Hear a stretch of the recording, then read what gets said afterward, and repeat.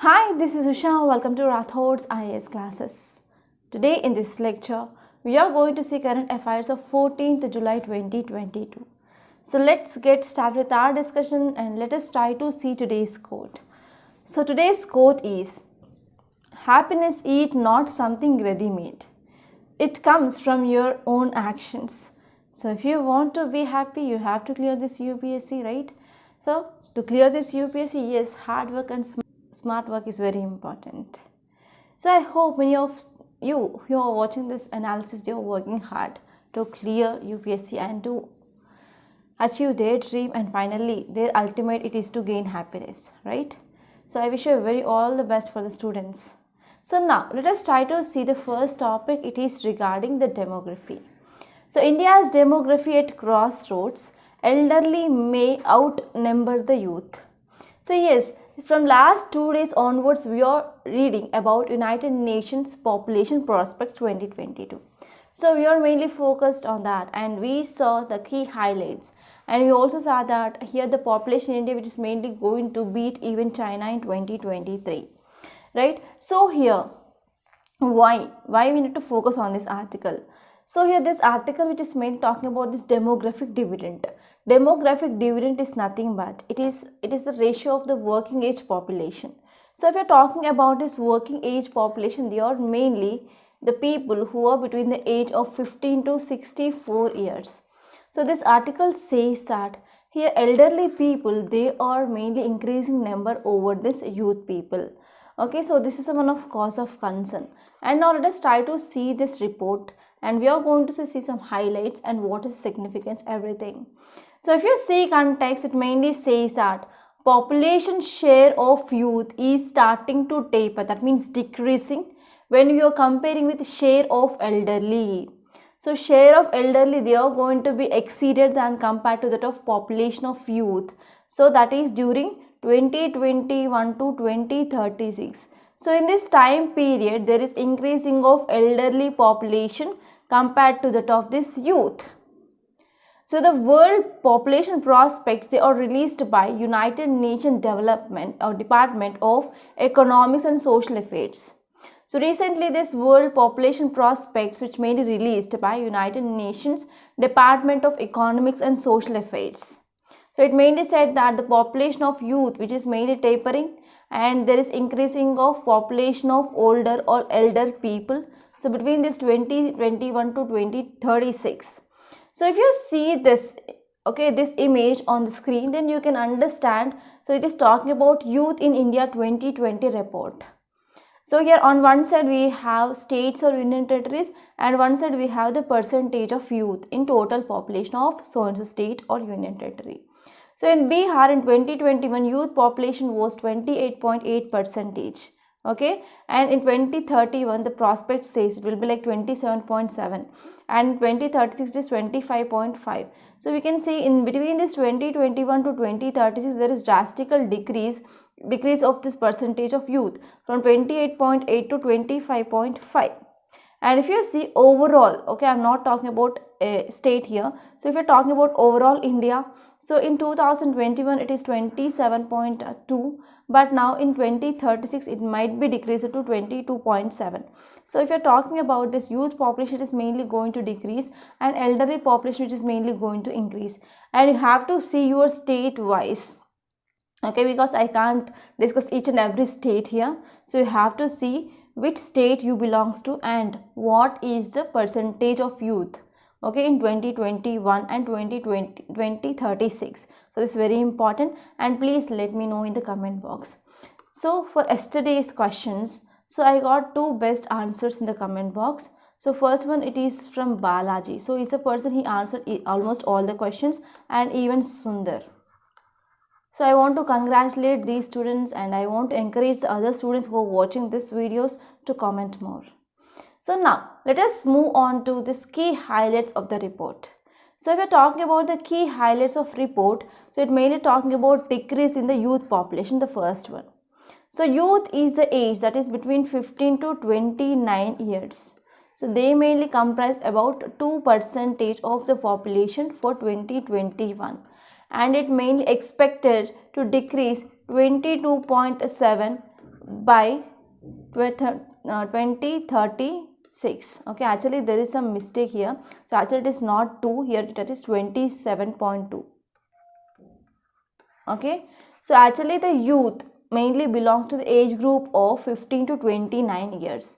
And actually at present, okay, in 2021, as per the report which mainly says, so youth population here is 27.2 percentage, and by 2036 it is going to decrease to 22.7 percentage. So this is one cause of concern. And next one here is the more populous states of India. For example, you can talk about Bihar, you can talk about UP. So they also experience this type of thing, that is decreasing of youth population when we are comparing with the total population. So here, if you're talking about other states like Kerala, Tamil Nadu, Himachal Pradesh, they are also having the proportion of increasing of elderly population. And Bihar and Uttar Pradesh, along with Maharashtra, Madhya Pradesh, Rajasthan, they also project to have over half of the country's youth. Okay, so we can see the 52% of country's youth, they mainly come from the states of Bihar, UP, Maharashtra, Madhya Pradesh and Rajasthan. You have to see this. And if you are talking about fluctuation population growth, the total youth population is projected to reach around 37 crore by 2021. And thereafter, we can see there will be the decreasing of this youth population. So we can see there is increasing of elderly population in some states, especially in the southern states like Kerala. So we are talking about what are the important issues regarding India's population related. So if we're talking about issues regarding India's population, yes, we are facing some challenges regarding education. There is no proper education. So if you're talking about one dimension I have to give here is, so even though gross enrollment ratio is high, it is more than 95%, but we are not focusing on learning outcome. So learning outcome is very, very low. Okay, so even if you're talking about ACER report, which mainly focuses on this learning outcome, so it will be giving the report or highlights regarding, so the students who are belonging to the class 5th or class 3rd or class 9th, how they are performing in the mathematics, science, etc. So here the learning outcome will be very, very low. Yes, students are going to school, but they are not interested in learning. Okay, yes, whenever we are talking about education, we need to focus on this learning outcome, but not on this GER, that is gross enrollment ratio. So now, as of now, we are having a good gross enrollment ratio. So even though it is more than 95%, yes, we need to take some steps to achieve 100%. So after even achieving 100% of this GER, so if you are not focusing on this learning outcome, it is a waste of time and as well as waste of resources. Yes, we need to focus on this learning outcome as well. And we need to focus on poverty, illiteracy, etc.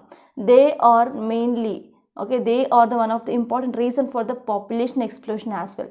So if you're having a proper education, proper awareness regarding this birth control, or we need to give the gap between the one child to another child, means yes, we will be having some positive impacts. So that will be mainly reflected in the health of the children.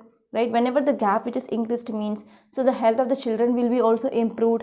And even what happened, so because of the higher family or the big family, so the family members, they may not afford equally for all the children regarding nutrition, regarding schools, regarding any other things. A small family, it is a good family. And next one here is large size, 2% of world's land mass which is present in India. But if you see the amount of population, as you all know, so India which is having the 17% of the total world's population, but if you are seeing the land mass, it is just 2%. So we are seeing crowding of people. And next one here is unemployment rate is also very high. So highly if you are talking about youth, they are mainly facing unemployment in India. So because of this, it mainly leads to turning demographic dividend into demographic disaster. Next one here is fast growth. So there is a mismatch in the birth and as well as death rate which is mainly seen. So these are some important issues that we can see regarding this India's population related issues. And now I want to give you one mains question. Actually this question appeared in this 2016. So demographic dividend in India will remain only theoretical unless our manpower becomes more educated, aware, skilled and creative. So what measures can be taken by government to enhance capacity of our population to be more productive and employable? So this is a very simple question. In this IBC format, in introduction we can write about what is this demographic dividend. Okay, and you can talk about recent population prospectus report, and you can talk about this report as well. And in the body you can address the what are the measures that can be taken, and you can talk about already what are the measures had been taken by the government, and finally you can write conclusion accordingly. So in this way you can write this answer. It is a very simple question. And the next question, which is mainly the prelims question. So consider the following statements. The share of youth population of Bihar is higher than that of Rajasthan. And next one here is the demographic dividend is higher when the population is under 14 years and larger than the population above the 15 years of age. So the options are, here you have to select not correct statements. And let me know the answer for this question in the comment box. Okay, don't forget about this. And next topic we are going to discuss, it is about role of Niti Ayog. So if you open your Lakshmikant polity book, yes, you have a separate chapter regarding this Niti Ayog, right? I hope if you have already completed your Lakshmikant, you might be knowing about this Niti Ayog. So actually earlier we used to have this planning commission. So we used to come up with 5-year plans, but we removed this planning commission and we came up with this Niti Ayog, right? So now let us try to see this topic in a great detail, and this topic is important from your GS paper to under polity, and you may get a direct question from this topic for sure. And after once we discuss this topic, at last I am going to give you the question so that you can understand how question can be framed from this topic. So if you are talking about context, it mainly says that since its inception in 2015. So that actually what is the meaning of this inception? Inception means nothing but we replaced our erstwhile planning commission with this Niti Ayog. So we came up with this Niti Ayog in year 2015, and this Niti Ayog, which has been instrumental in promoting cooperative and as well as competitive federalism. So here this article idea which is mainly moving around is competitive and as well as cooperative federalism. So we need to understand how this Niti Ayog will be helpful for promoting of competitive and as well as cooperative federalism. So I want to ask you one question, students. So what is the difference between this erstwhile planning commission as well as Niti Ayog? So if you have the clarity regarding what is the difference between this planning commission and Niti Ayog, then you can easily understand what is the role of this Niti Ayog and you can write a best answer. So please trust me. So let me know what is the difference between this planning commission and as well as Niti Ayog in the comment box. So please try to pause the video for 2 minutes and type the answer for this. What is the difference between this planning commission and Niti Ayog, to understand this topic better and to write a best answer. So everyone want to write a best answer and everyone want to become a topper, right? So if you want to become topper, let us try this exercise. So let me know what is the difference between this planning commission and Niti Ayog. So if you have the clarity regarding the topic, then only you are going to write a good answer in your means. So if you are talking about this topic, yes, we came up with this inception of Niti Ayog in 2015. And here we are going to talk about role of Niti Ayog in promoting competitive and cooperative federalism. So what is a federalism? So actually you know that in federalism, so there is a proper division of powers between center and as well as state. So there is a proper division between center and state. So as you all know, India, which is not a complete federal, but we have a quasi-federal structure. So we have a quasi-federal structure. So Niti Ayog, which mainly organizes annual meetings of governing council under the leadership of Prime Minister, and under this it mainly brings the chief ministers, lieutenant governors and states and as well as union territories. They all will be bring together and they are going to discuss some intersectoral, interdepartmental, federal issues, and that will be helpful for implementation of national development agenda. So what is annual meeting? It mainly brings the different stakeholders like chief ministers, lieutenant governors of states, union territories, and they will be come together and they will be discussing about intersectoral issues or any issues in departments, federal issues between central as well as states.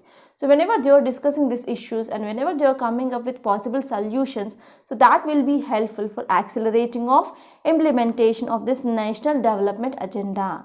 So now let us try to understand and let us try to start the core of this topic, that is, so how this Niti Ayog, which mainly helps to improve the relationship between center and state. So states, they must identify their strength first of all. So states are the Indian's economy's growth drivers. So if I am talking about the economy of India, it is the economy of all the states that are present in India together. Yes, I hope you will agree with me. So India's economy, it is not at all the economy of one state. It is the economy of all the states in our country, and they control urban governance. Yes, states, they will be controlling their urban areas and they will be controlling agriculture of that so and so state, and they will be also controlling power distribution, land records, modernization, labor laws, etc. So here in this area, states, they need to identify their strengths and as well as weaknesses.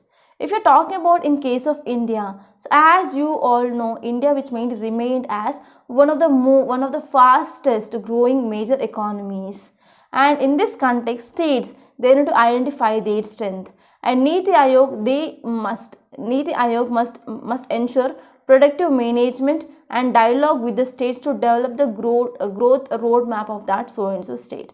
Okay, so the role of Niti Ayog here is, so after once state, they identified their strength, so here Niti Ayog, they are going to ensure productive engagement and a dialogue with the states, and that will be helpful for the growth roadmap. And the income convergence across the states. Second one is income convergence across the states. So despite countrywide economic growth, the less developed Indian states are not catching up. So Niti Ayog must address this crucial issue through improved governance structures, and here Niti Ayog should adequate proper financial development and infrastructure.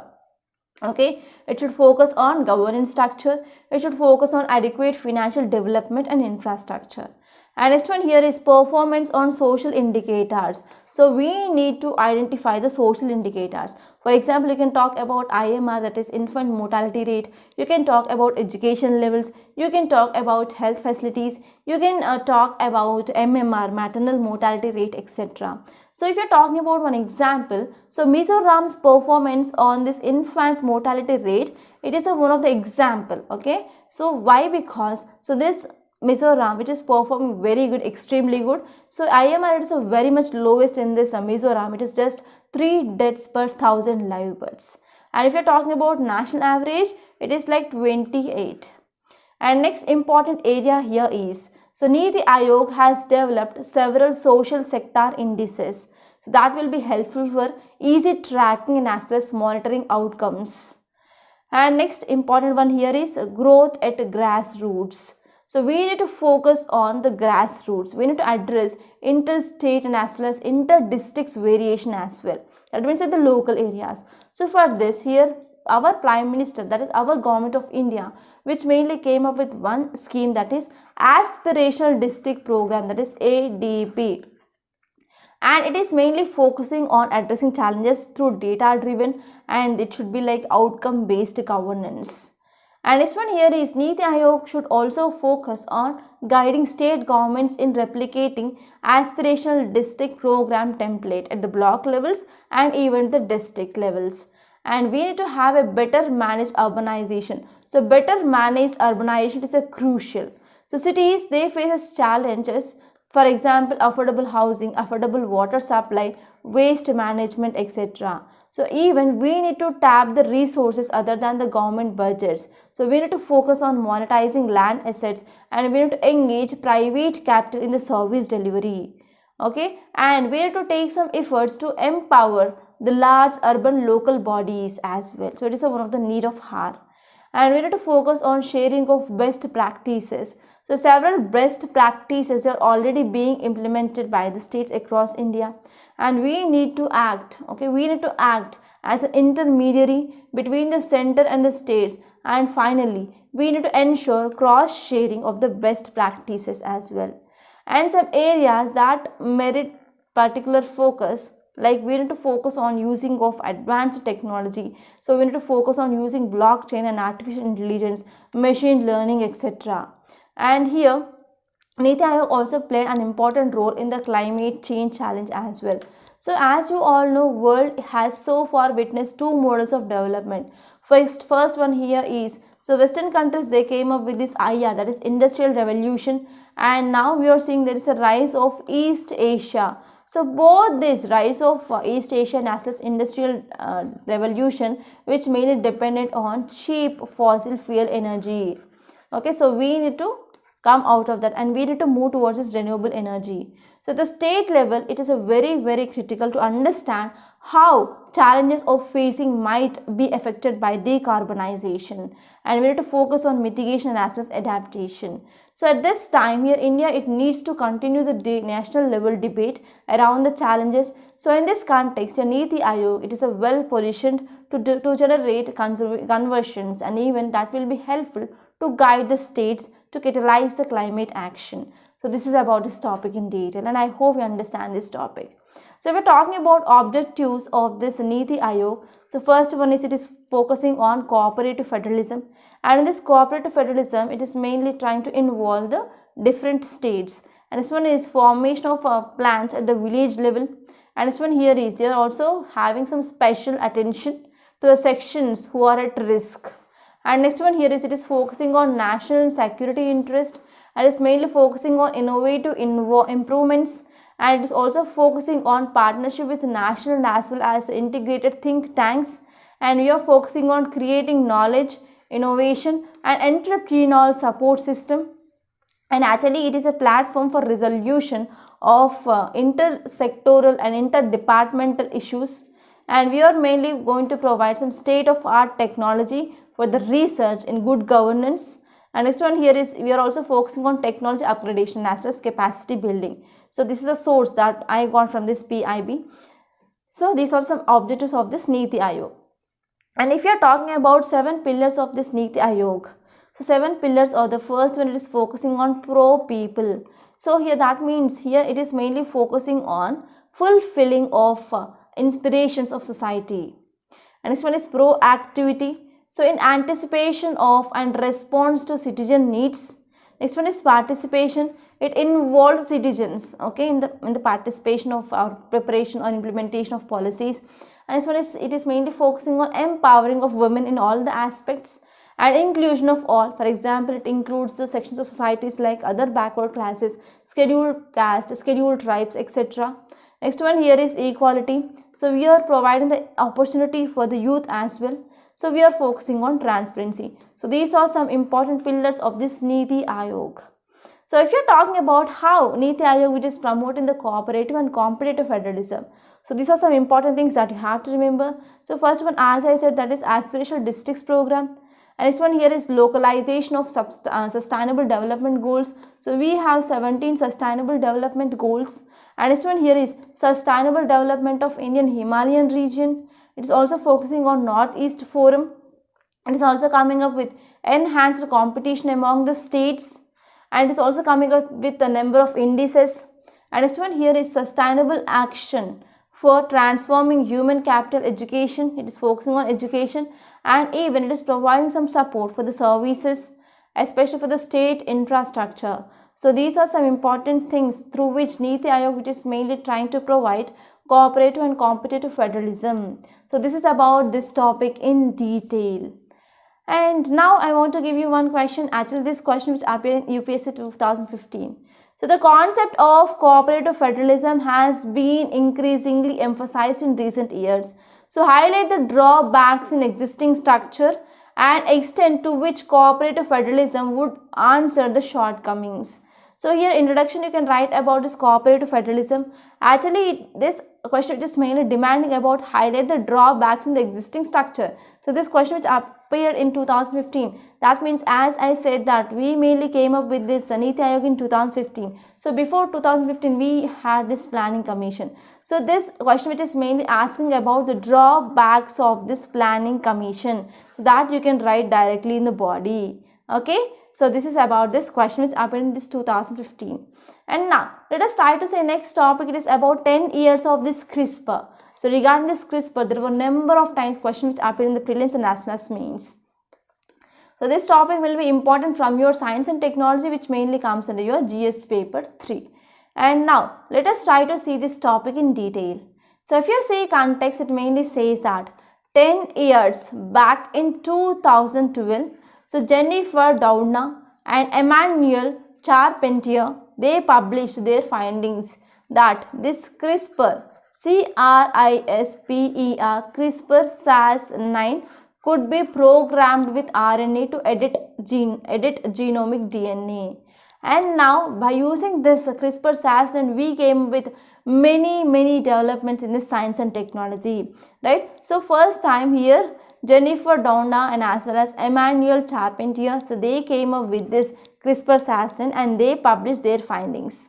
So if you are talking about this CRISPR-Cas9, what is the full form? That is clustered regularly interspaced short palindromic repeats associated protein 9. Okay, so the full form you have to know. So if you are preparing for your state public service examination, you might get this type of full forms for sure. So CRISPR-Cas9 is nothing but clustered regularly interspaced short palindromic repeats associated protein 9.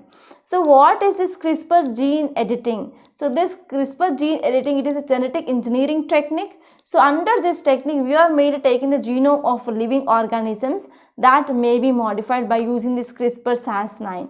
So actually it is a very simplified version of bacterial CRISPR-Cas9 antiviral defense system. Okay, so now let us try to understand where is this genome present.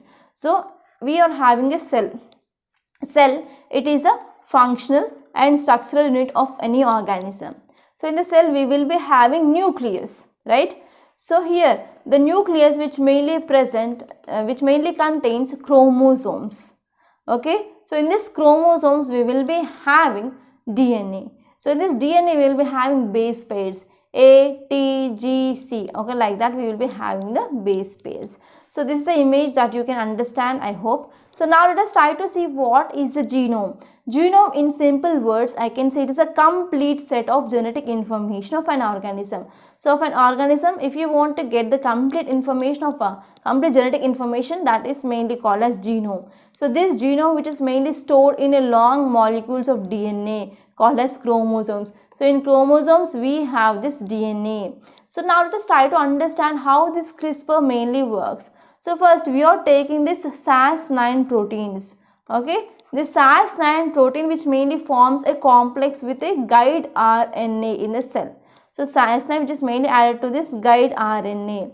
So now we are taking this complex of RNA plus Cas9, and this complex which is mainly attached to this genomic DNA, and we are going to attach where we want to cut, because this Cas9 which mainly acts as a molecular scissors, and after that it is mainly going to cut this double strands of this DNA.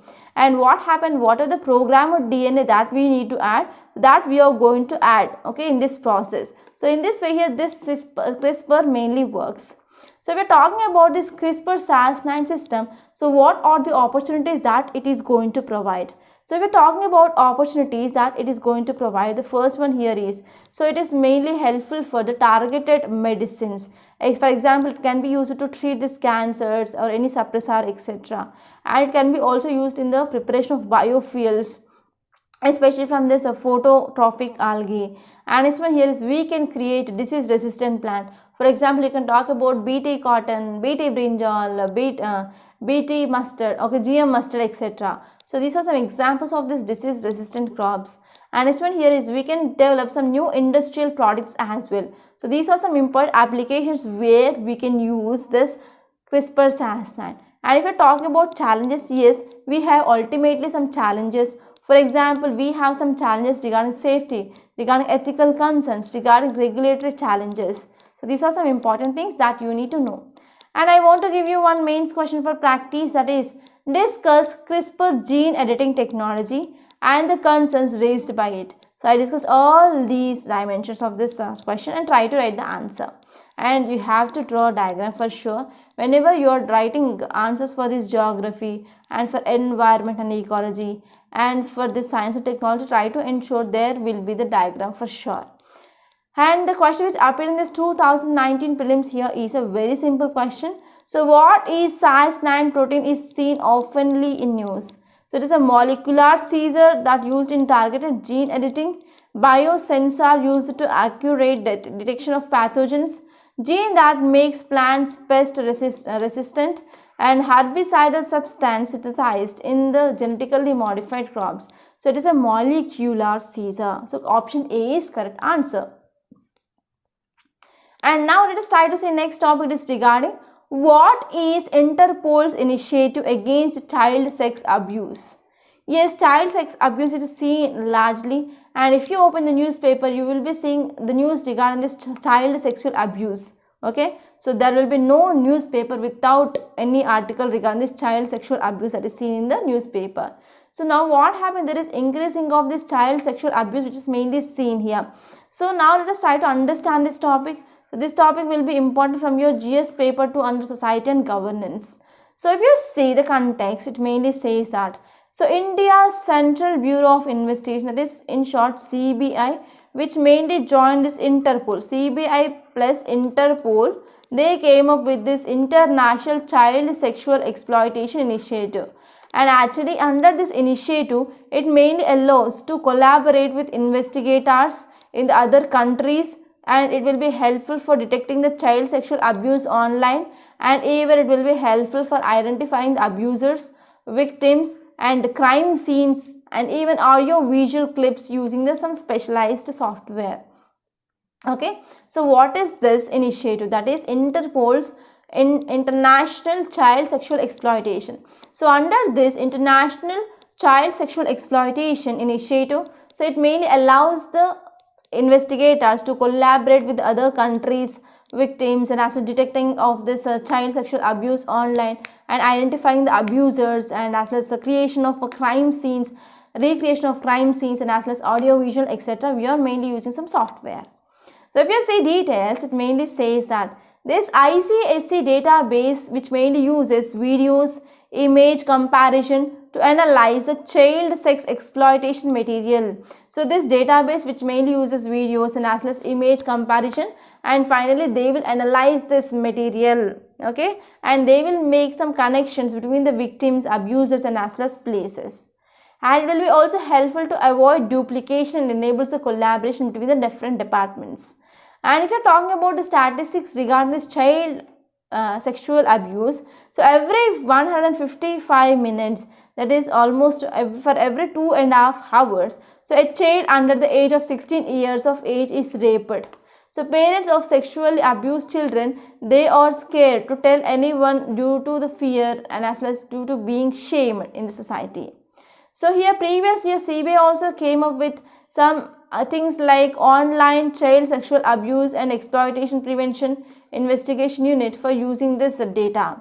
Okay, so this is about this topic, and I hope it is very much clear. And I want to give you one case study.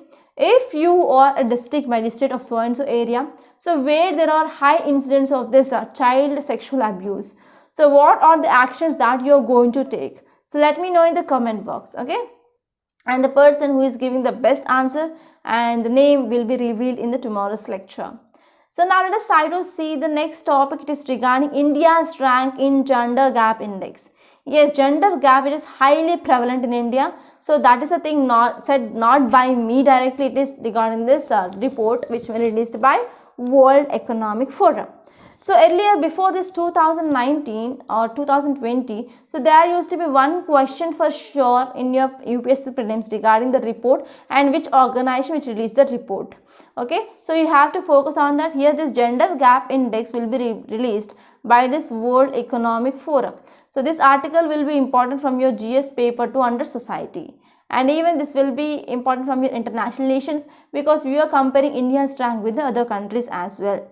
So if you see context, it mainly says that India's rank is 135 among 146 countries in this Global Gender Gap Index 2022, and this index which mainly released by WEF, that is World Economic Forum. So if you see some details, it mainly says that the country is the worst performer in the world in the health and survival sub-index, in which it ranked 146. So if you're talking about this gender gap index, so we will be having some sub-index. So in this sub-index, one of the sub-index here is health and survival. So in this health and survival, which India, it is performing a very bad. So if you see this infographic on the screen, you can see some sub indices here, that is economic participation opportunity. Here India's rank is 143, and next one here is education attainment. India's rank is 107, and health and survival, India's rank is 146, which is performing very bad in this health and survival. And next one is political empowerment. Here India's rank is 48. So here you have to refer these sub indices as well. So if you move forward, here the global gender report of this 2022, which mainly includes some important things. So here in this report, which mainly says that now it will take 132 years.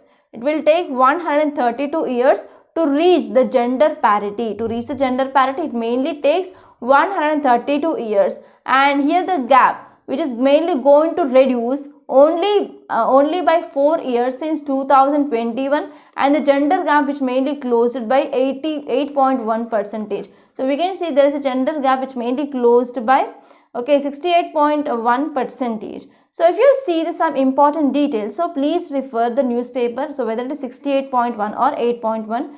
Okay, so now let us write it is 68.1. So please once make a clarity here. Okay. So here this gender gap report 2022 says that, so it will take 132 years. It will take 132 years to reach the gender parity.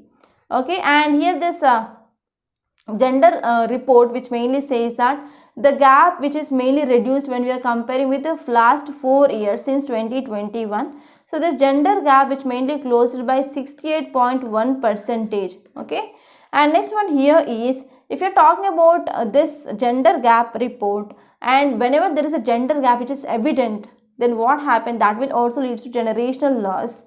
Okay, so here this report says that here whatever the generation gap or whatever the gender gap that is going to be decreased or that is going to be nullified within this 130 years. So here whatever the loss which happened to this generational loss, that is not going to be compensated. Okay, so this is one important thing. And if you are talking about India's ranks, okay, India's rank is very poor when we are comparing with our near neighbors. For example, it is behind the Bangladesh. Bangladesh rank is 71, Nepal rank is 96, Sri Lankan rank is 110, Maldives is 117, and Bhutan is 126.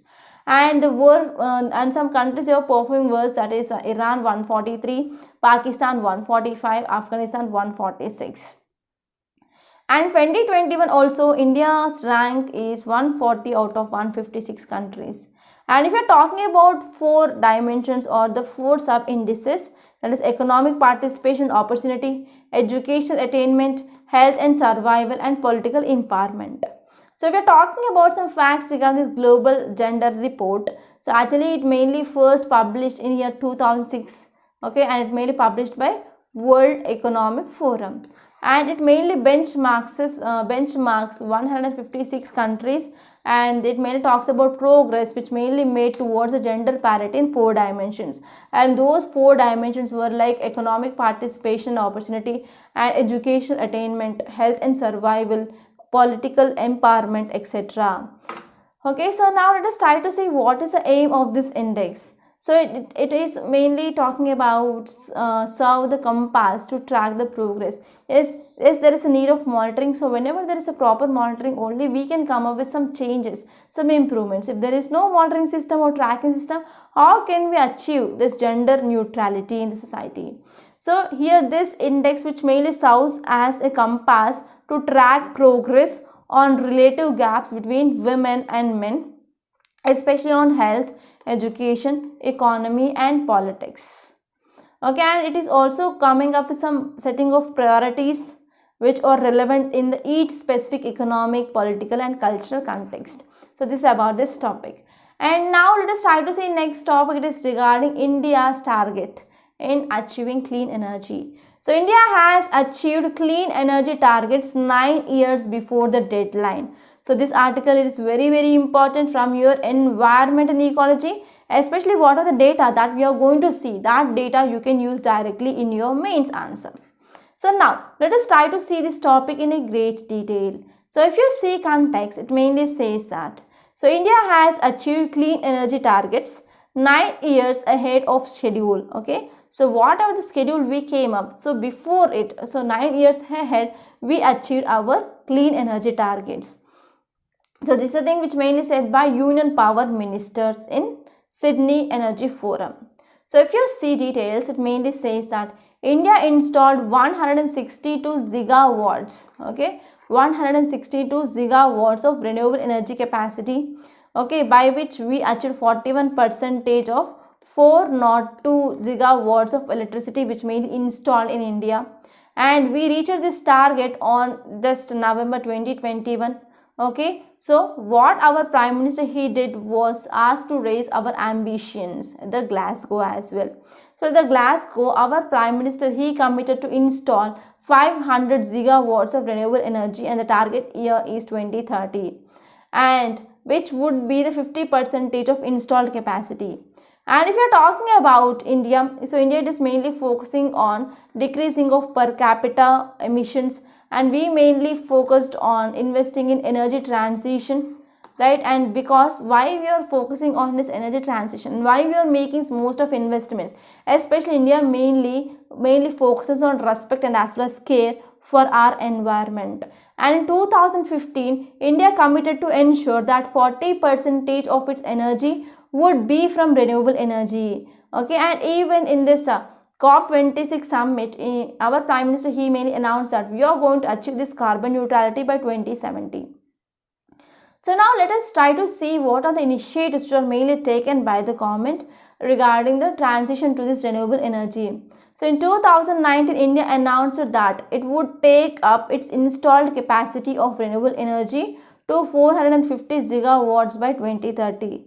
Okay, in 2019, India announced that the installed capacity of renewable energy to 450 gigawatts by 2030. And at this COP26, here India committed 50% of this total power generation from renewable energy.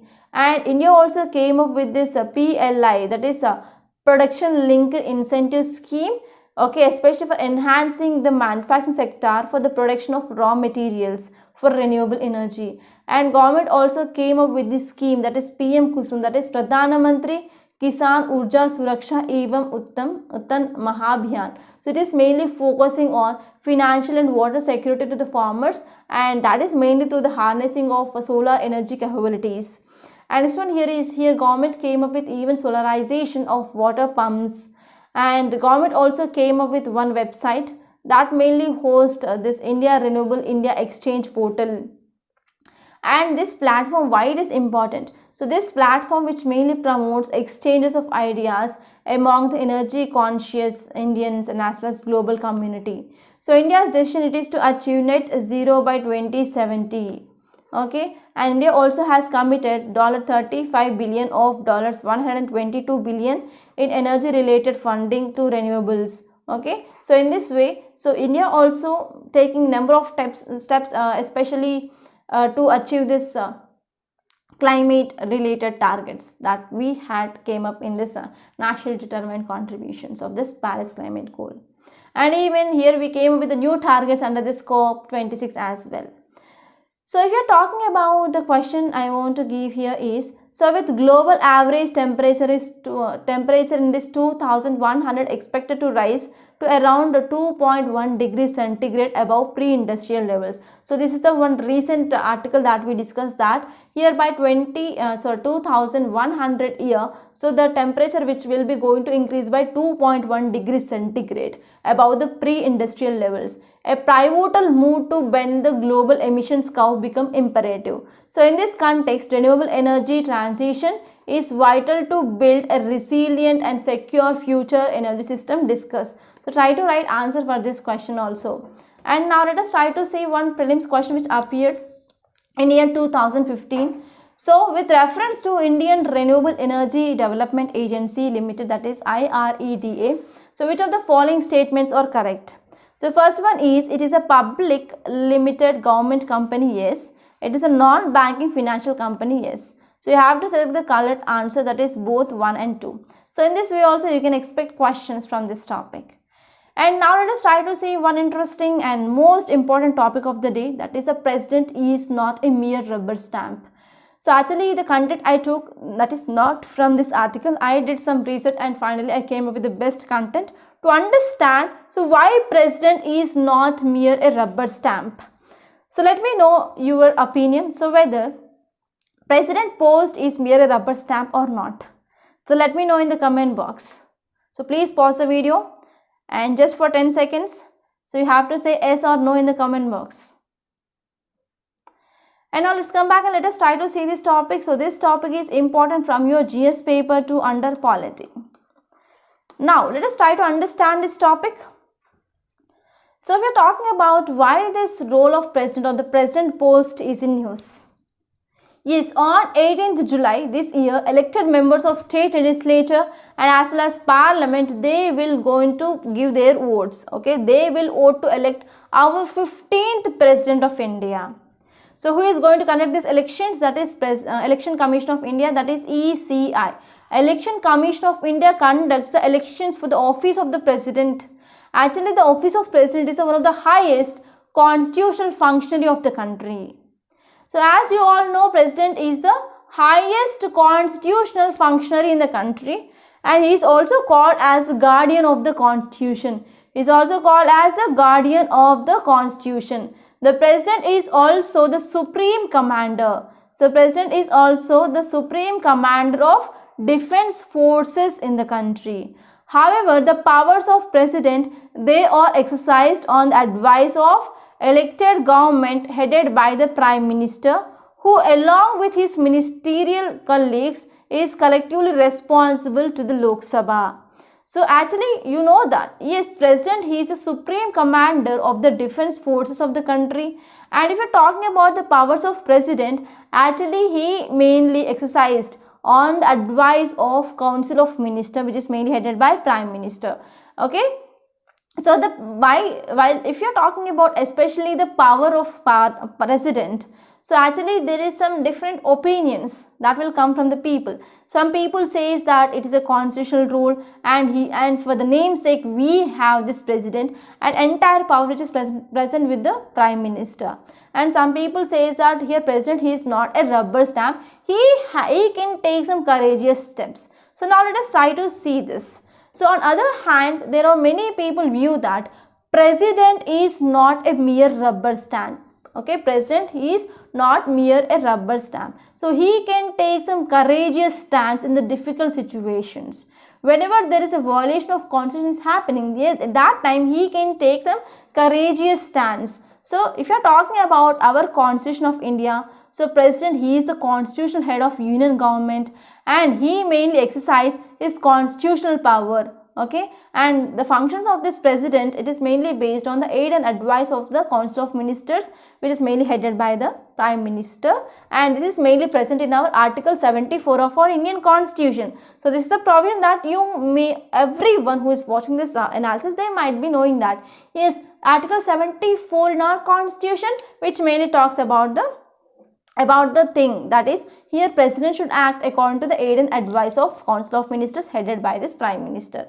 But it does not mean that president is a mere rubber stamp or only the mouthpiece of central government who dances as per the instruction which is given by this elected government. Because if you are talking about article 78 of Indian constitution, so article 78 mainly says that president has a constitutional right to seek information from the prime minister, to seek the information regarding anything. Yes, here the constitution which also says article 78 is there, it is protecting the president. So this says that here president post is not a mere rubber stamp. And president can read all the papers, can seek the clarification or explanation from the government as and when required. So it is called as referral power. So here if you are talking about one powerful president, I can say here is K.R. Narayan. So he exercises referral power for the 2 times, and he returned the advice of cabinet for its recommendation or reconsideration regarding the imposition of president's rule in the states of UP and Bihar during the Gujarat and Vajpayee governments. So you can understand the power of president. It is not a just mere rubber stamp. So if we are talking about some discretionary powers, yes, president also having some discretionary powers.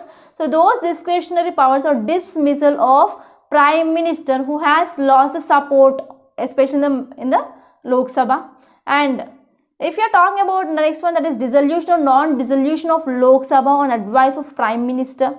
And he has the choice of prime minister in a hung house, and he has the power to grant sanction on prosecution against this prime minister. So these were some discretionary powers that are present with the president as well. So president, he holds immunity from the judicial proceedings under Article 361 of Indian Constitution. So if he violates the constitution, yes, parliament can impeach the president, and also without making him a party. So Supreme Court can also check the constitutional validity of actions taken by the presidents which are going against our spirit of Indian Constitution. So in this way, here finally I can say India needs a president like this K.R. Narayan, who ruled by the constitution and protected the constitution at any rate. So actually there are a number of examples. I quote this K.R. Narayan in this article. Okay, so this is about this topic, and I hope it is very much helpful. So let me know your opinion whether this article is helpful or not, to get some insights regarding the post of president, whether it is a rubber stamp or not. Okay, if you enjoyed, please comment yes, I enjoyed. And now let us try to see next topic is regarding India-South Korea bilateral partnership. So this article is important from your international relations, which mainly comes under your GS paper 2. So now let us try to see this topic in detail. So recently India and South Korea, they aim to achieve trade target. Here is $50 billion before 2030. So if you are talking about highlights of this meet, here the ministers of both the nations, that is India and South Korea, they mainly focused on bilateral trade and investment related aspects. And they also came up with this comprehensive economic partnership agreement as well. And they are mainly focusing on upgradation of negotiations. And both the sides, they talked about respect to negotiating teams, and they mainly conclude this SEPA upgradation negotiations. And this one here is they mainly address some difficulties from both the sides, that is regarding industries. And the target here is the trade to increase to $50 billion before 2030. And these regular negotiations, they shall be forum to discuss the difficulties. Okay, if you are talking about what are the issues between India and South Korea trade. So especially if you are talking about the meat exports between India and South Korea, so they are facing some issues. So South Korea, which is mainly insisting that India should get a clearance from the World Organization for Animal Health. So here South Korea, which is mainly saying that here the products of meat that we are exporting from India to South Korea, they are having some infections from this foot and mouth disease. So actually this foot and mouth disease, which is mainly caused by picorna virus. So in this picorna virus, whenever it is affecting the animals, so they will be getting some infections in the mouth and even fever, etc. So actually India, which mainly says that yes, meat is being exported to not only South Korea but even to other countries like Mauritius, Brunei, Maldives, Seychelles. So they are not having any objections, only South Korea which is having objections. So even there are some issues regarding supply chain resilience hurdles. And next one here is India also raised the need to expedite the process of facilitating export of grapes, pomegranates, eggplants, etc. So there is also have been pending. So these are some issues between the India and South Korea relating trade. And they also talked about this SEPA. Okay, actually this SEPA agreement which mainly signed between India and South Korea in 2009 itself. And what are the benefits of this SEPA? It is like nothing but free trade agreement. And this agreement which mainly provides a better access for the Indian services, And the services, for example, information technology, engineering, finance and legal field, etc. And South Korean car manufacturers, they will see large tariff cut, okay, and the companies, they can own up to 65% of the companies in the other countries as well. And if we are talking about problem here, if we are talking about Korean companies, so these Korean corporations, they are mainly flooded in India, okay, because they are going to get the cheap imports of raw materials, steel and as well as finished products. And now let us try to have a look over the map of South Korea. So here we have South Korea, here North Korea. Here we have LOC, here we have East Sea, that is Sea of Japan. So whenever any country which is seen in news, try to open the atlas and try to see the physical and as well as political dimensions of that so and so country, like which are the rivers present, which are the parks which are present, and some important things like the water body surrounding it, okay. So this will be very, very important. And these are some important articles for the discussion. And now let us try to see the yesterday's questions. So first one is, which of the following cause best describes the decline of Harappan culture? So the key word here is best. So first one is flood and earthquake. Yes, we know that because of flood and earthquakes also that led to decline. Second one is ecological imbalances. Third one is shifting away of river Indus. Next one is barbarian invasions. So the best suitable answer here is ecological imbalances. And next one here, it is regarding black and red ware culture. So characteristic feature of pottery of this culture is black color inside and near the rim outside, and the red color over the rest of the body. Yes. So because of this we can say it is a black and red ware. And black and red ware pottery was made up of fine clay and mostly wheel turned. Yes. So these two statements are correct. So correct option is both 1 and 2. And today's questions, so the first one is regarding IVC and second one is regarding Mesolithic stage. So please try to read the statements and give me the correct answer in the comment box. And now I want to make a small announcement. So we in Rathod Science, we came up with this foundational course for UPSC CSE 2023-2024. So this course is absolutely beneficial because we are providing more than 600 hours of video lectures and we are focusing on the conceptual clarity. So after once you watch these videos, you will be in a condition to answer any question from that so and so subject. So if you are having the zero knowledge also, so if you watch these videos and if you prepare well, then I will assure you that 100% you are going to get the conceptual clarity for sure. So I will be giving you the assurance. Okay, so this course is very, very beneficial and try to join this course. And if you want to take individual modules, you can take the individual modules like only geography, only history, economy, ethics, international relations, society, like that. So if you want to get some demo videos, so please visit our website Rathod's IAS Academy, and there you can register with your email ID, and after that you can click on the courses and click on the start course, and you can see the 3 demo videos, okay, that can be watched for free of cost. So after watching only, then you can go for the payment for these courses. And if you have any queries, so please call me on the number, that is 8074765513, and this is also the WhatsApp number. You can also text me on this number. Okay, to get the PDF of this class, you can join the Telegram channel. Link is given in description box. And now let us try to see today's Hindu newspaper PDF. Already the video had become very lengthy, and let us try to see just the headlines that you have to refer. So in this today's Hindu newspaper, there is one article regarding free precaution jobs at government centers from tomorrow. So you can refer about what is this precaution jobs. And here regarding this gender gap index, I discussed this topic in detail. And there is nothing much in the city page. In the city page, you can see panel revamps plan to curb pollution. So actually whenever the winter is coming means, so one problem that mainly faced by this National Capital Territory Delhi is air pollution. So they are mainly going to take some steps. So let me know in the comment box, so what are the steps already had been taken by the Delhi government to curb this pollution. This is very important. And if you move forward, here in the states page, you can see can't ask mother to choose between child and career. So this is one of the important article that I can say here. So many times women, they mainly face this issue, okay, face some conflict between whether to choose career or to take care of their child. So here High Court, okay, High Court mainly said that Here mother cannot be asked to choose between her child and her career. Okay, so this is one of the important judgment of Bombay High Court. So that mainly helpful for the women empowerment. And if you move forward in this editorial, you can see the inflation article. So already we discussed this article in yesterday's lecture, so you can go through that easily. And there is one article regarding Sri Lanka, so if you have time you can go to that, or else it is not at all necessary. And I discussed regarding this India South Korea bilateral partnership article. I discussed about this president topic. And here in this data point you can see a diminishing demographic dividend. I discussed this topic in the first, okay. And in this text and context you can see about first 5 stunting images of this James Webb Space Telescope. So actually time didn't permit me to discuss this topic in the today. So in the tomorrow's lecture for sure I will be discussing about this topic.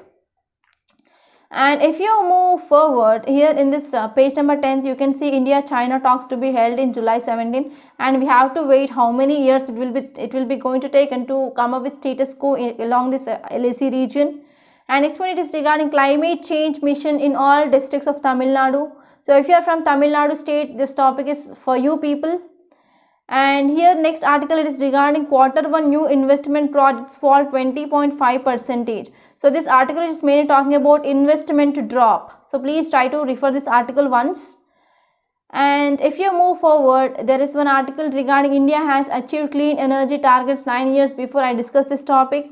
And here this article is very interesting, that is post 2015 birth certificates on DigiLocker. So here you have to know about what is a civil registration system and what is DigiLocker. So this is very important. And if you see in this page of world, you can see I2 U2. Okay, already I discussed this topic in the earlier lecture, so please try to do revision.